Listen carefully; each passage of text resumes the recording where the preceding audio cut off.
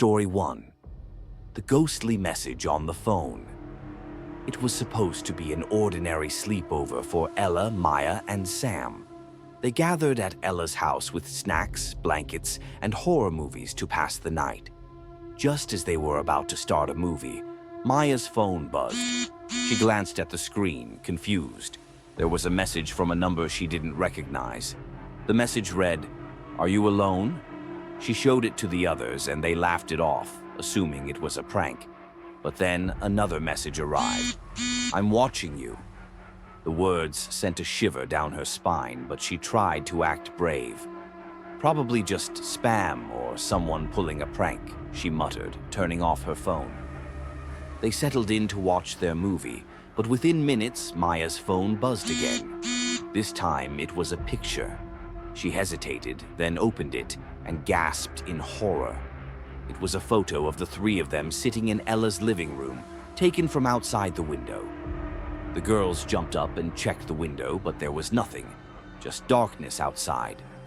Sam whispered, "Maybe it's one of the neighbors, trying to scare us." But before they could decide, a new message arrived. This one simply said, "Let me in." Panicking, they locked all the doors and turned off the lights, huddling together on the couch.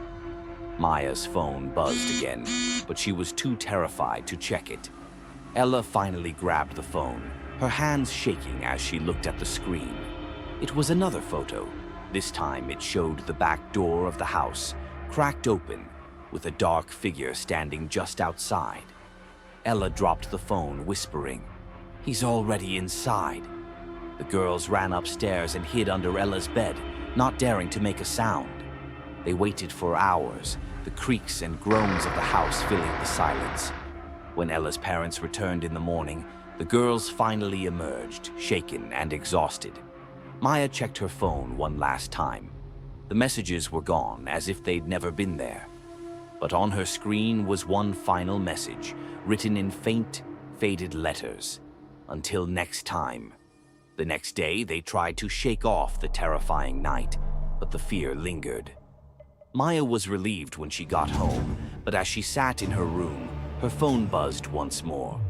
Her heart skipped as she hesitantly looked down. A single message appeared. "Thanks for letting me in." Maya's blood ran cold. She looked around her room, feeling like she was being watched. Suddenly, a photo notification popped up. It was a picture of her, taken from the dark corner of her room, with the same figure looming behind her. The screen flashed, then went black, and her phone wouldn't turn on again. That was the last anyone ever heard from Maya. Story 2. The Sound in the Attic. Jenna and her friends, Claire and Mia, had always been curious about Jenna's old family home. It was a creaky, drafty house with rooms that hadn't been touched in years. When they decided to have a sleepover one weekend, Jenna's grandmother warned them not to go into the attic. "Why not?" Claire had asked, grinning. The idea of a forbidden attic was too tempting. "Just don't," her grandmother replied, looking strangely serious. "Some things are best left alone." Ignoring her advice, the girls waited until everyone was asleep. Armed with flashlights, they tiptoed up to the attic door. It creaked as they pushed it open, revealing a dusty staircase leading up to the darkness. The attic was cold and filled with old furniture, boxes, and dusty old dolls with glassy eyes that seemed to follow them. But then Claire noticed something unusual. An old wooden rocking chair near the far end of the attic. It was rocking slowly back and forth, as if someone had just been sitting there. Jenna laughed nervously, probably just the wind. But when the chair suddenly stopped mid-rock, all three girls froze. Then they heard it, a faint scraping sound like something was dragging across the floor. Mia flashed her light toward the far end of the attic, where an old wardrobe stood. The door of the wardrobe was slightly open, and the scraping sound seemed to be coming from inside. "Let's get out of here," Jenna whispered, but curiosity got the best of them. They crept closer, hearts pounding. Jenna slowly reached out and pulled the wardrobe door open. Inside was a dusty mirror. But in the reflection, they saw something behind them.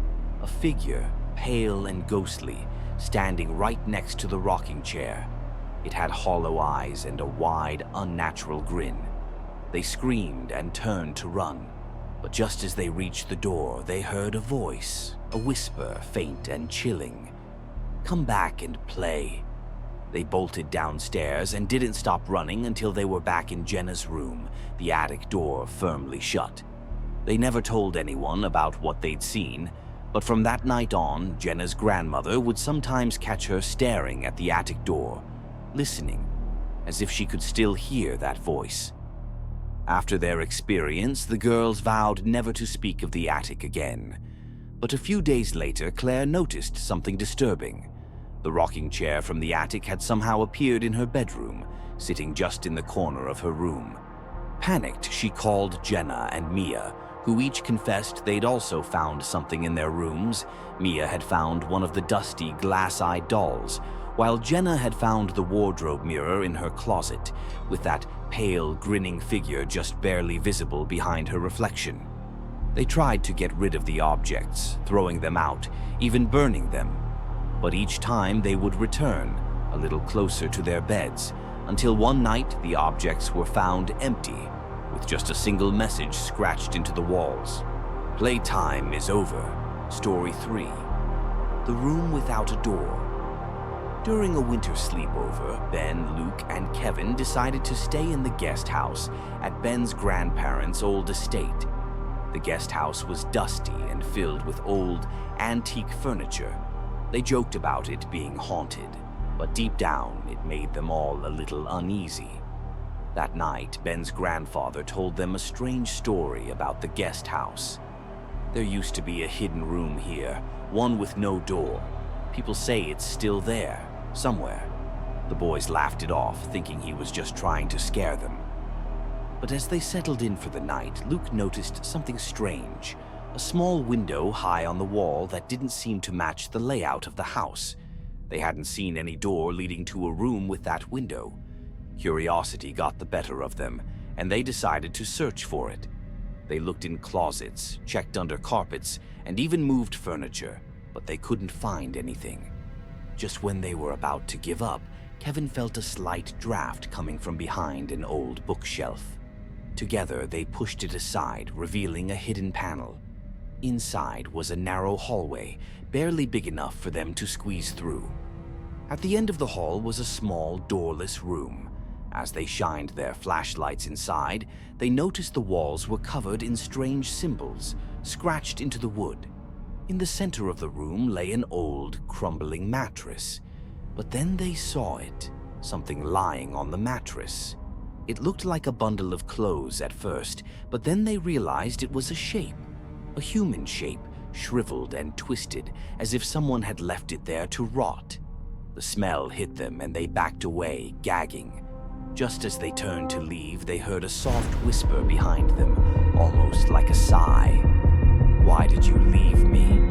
They bolted back into the main house, screaming.